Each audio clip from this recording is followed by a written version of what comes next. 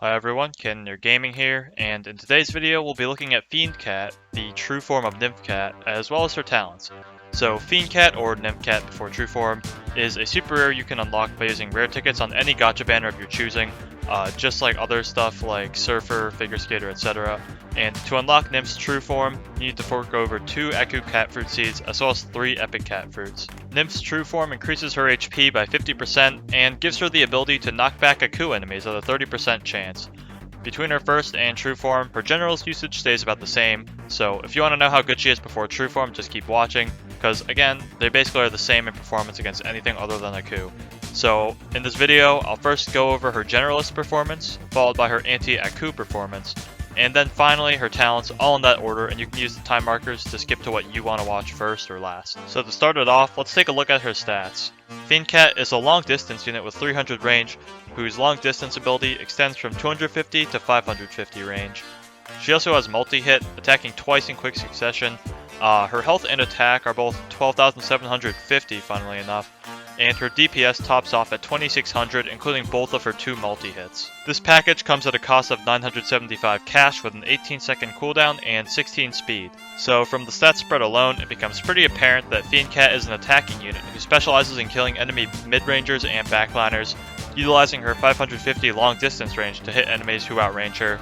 And it is very notable that she has a very large 250 range blind spot, so is extremely prone to aggressive melee enemies like Boar and Bun Bun just bum rushing into her blind spot and killing her. Temporarily ignoring her anti-Aku ability, I would say Fiend Cat is quite risky to use as a Generalist. I mean, she only has 50 inner piercing range from the base 300 range, and even though her true form does boost her HP by 50%, 12,750 is really not a lot of health to work with, so she's still even 1 or even 2 shot by most enemies in the game. Another really big problem is that Fiend Cat has 16 speed, so if you're planning on having her stay behind the protection of your meat shields, think again, because she'll just run right in front of your erasers and die.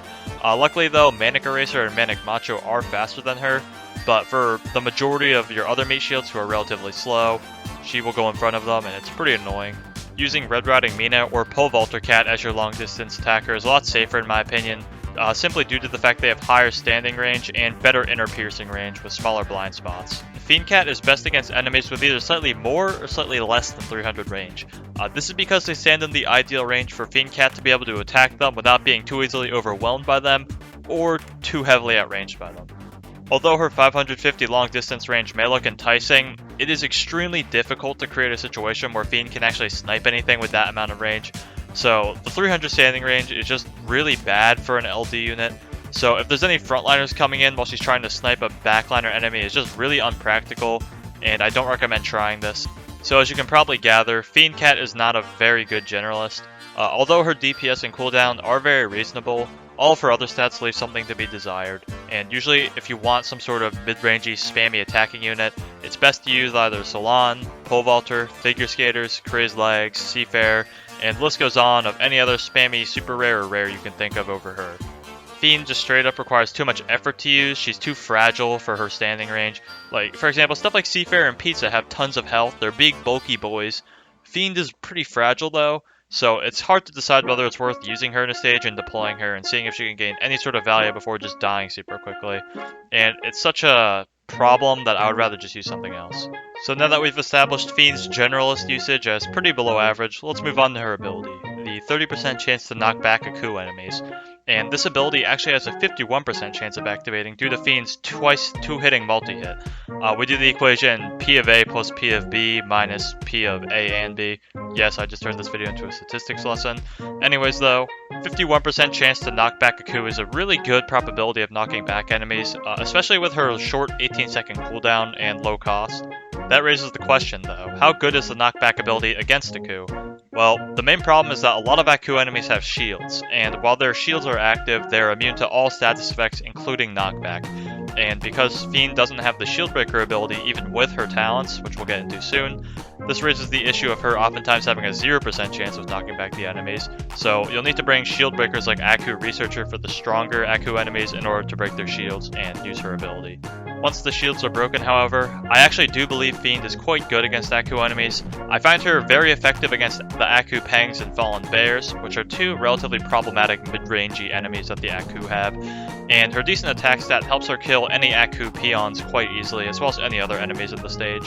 Her knockback ability is great for keeping the Aku out of her blind spot, and it synergizes quite well with her long distance ability since she'll knock them away from the 250 range gap she can't hit in.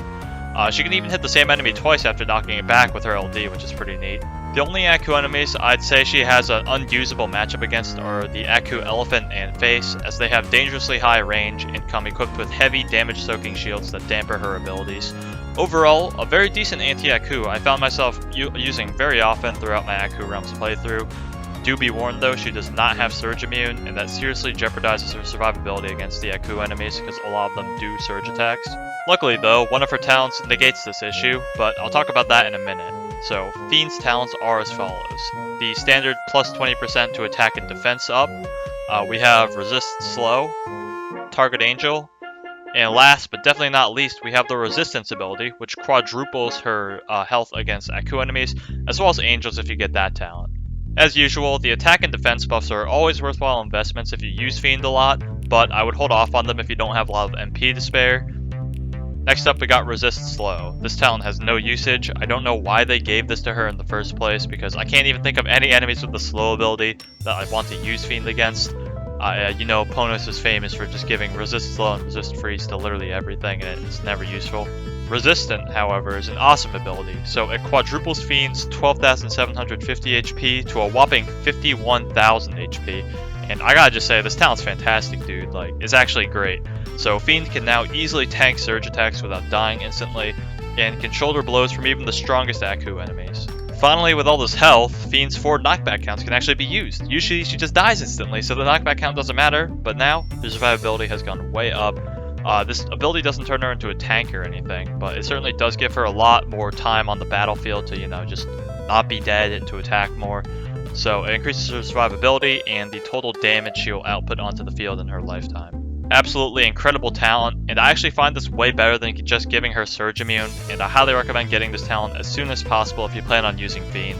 Lastly, Fiend's 5th talent is Target Angel, and as I said earlier, this can be used in conjunction with the Resistant talent to make Fiend resist Angel as well as knock back Angels. I personally find this talent pretty unnecessary. It's not that it's bad, it's just that Ramen and Talented Sanzo Cat dominate the whole anti-Angel niche, and Fiend's knockback ability doesn't add to that niche very much. She has relatively low compatibility against the Angels because Angelic, Doge, and Gory are way too fast, aggressive, and tanky for her, and all the threatening backliners and mid-rangers of the Angels like Sunfish Jones, Sleipnir, and Chick-fil-A are more easily dealt with by rush units or units with higher standing range than them. Unlike her Aku target, which is a very rare niche, anti-Angels are quite abundant and extremely power-crept. Ranking her talents, I'd easily put Resistant in 1st, followed by Attack Up, then in 3rd Target Angel, in 4th Defense Up, and Resist Slow would come in as last and least useful. Personally, I only recommend getting the Resistant talent if you're short on MP.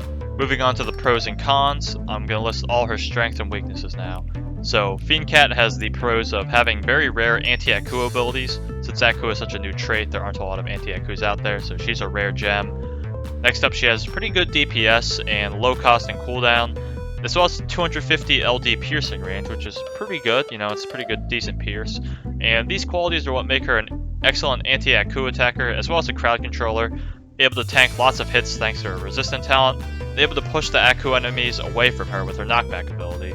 Fiend Cat does come with quite a bit of drawbacks, however, those being her massive 250 LD blind spot, low 300 standing range, being very fragile without the resist talent, and therefore being weak against any enemy that isn't Aku or Angel, as well as being a little bit too fast with her 16 speed, causing her to run in front of most meat shields. The worst of these weaknesses by far is her low standing range. If it was just a little bit higher, Fiend would be much more useful. The gap in Generalist usage between her and Pole Vaulter, another super rare with long distance, is huge, purely because Pole Vaulter has just 50 more standing range, and that is the difference between day and night. Against anything other than Aku and Angels, she's a risky to use long distance glass cannon attacker. If a stage features the right setup to enable her to snipe using her LD, she will be useful, but overall lacks the survivability, health, and range necessary to be used in more difficult and dangerous stages that come in mid and late game. With her pros and cons discussed, it's time to rank her usefulness from early to late game, as well as her specialist usage as an anti-Aku. In early game, I ranked Fiend at a B-. At this point in the game, you'll only have her evolved form Medalist Cat, and it does perform okay in early game. Nothing fantastic, it's just another mid-rangey super rare in your arsenal. If she's your only attacker, she works great, but I'd prefer to have a different spammy attacker like Salon at this point in the game, as long distance is not as useful in early game, and there aren't any Aku stages yet. So B- due to just being a mediocre super rare that's easily, switched out with other super rares with good attacking stats. In mid game, I kept Fiend at a B-. At this point, you've unlocked your Trueform and Talents, and are probably starting some of the Aku Realm stages. Still a pretty middling Generalist, but a very nice addition to your arsenal when facing the Aku. If you got the Angel talent, she has that going for her too, I guess, but that's not really her main use in my book. In late game, Fiend gets demoted to a C+ ranking. At this point in the game, you're going to be finishing up the Aku Realms, and she's definitely useful there. She's useful throughout all of Aku Realms, so still good in that regard. And the most recent Uncanny Legend stages do have Aku enemies in them, though I'm not far enough in the game to say how effective she is in those stages. From personal experience though, I would say her usage heavily drops off after Aku Realms is beaten and there aren't any readily available Aku stages to beat. This ranking could easily go up once they add more Aku stages, but for now, I'm going to keep it as C+ in late game. As for probably her most important ranking, her specialist ranking as an anti-Aku attacker and crowd controller with her knockback ability, I gave Fiend a B+ here. Although I did compliment her a lot as being very useful in the Aku Realm stages, she does lack the most important feature of an anti-Aku, that being the Shield Breaker ability. This means that against the more heavily shielded and threatening Aku enemies, she just relies on Aku Researcher to break all the shields for her, so she is not very independent in that regard. She does not carry it alone, she needs help from other shield breakers. She also lacks Surge Immunity, which is another telltale ability of a good anti-Aku. Luckily, her Resistant talent helps her survive Surge hits, but she does still take damage from them, which she would not be taking if she had Surge Immune. And with all the rankings discussed, that wraps up today's unit review. I felt myself repeating the word Aku a lot in this video, so I hope it didn't get too repetitive. I guess if you're still sticking around though, you dealt with it, and thanks for watching this far. If you enjoyed today's video, please like and subscribe if you haven't already. I do these unit reviews once every couple of weeks, and I let my audience know what units I'm going to review in my community tab. You can vote for what unit I'm going to do there, so be sure to subscribe so you don't miss those polls, and you can vote for what you want, or just leave it in the comments what you want. Basically, any interaction with my channel would be very appreciated. I love all my commenters. I'm very happy you guys comment. I've been getting less views lately just because I stopped uploading anything good for a while. So yeah, be sure to interact with the video if you enjoyed it in any sort of way. Just leave a comment, let me know you liked it. And I do have a Discord server if you want to talk to me more than just in the comments section. And I reply pretty quickly there, so you should totally join. Link in description. It's a little profane now and then, but we keep it real. We keep it pretty friendly for the most part. So yeah, you should totally join that. And with the Discord plugged, I'm gonna head out. So have a good day, night, or wherever you are, and peace.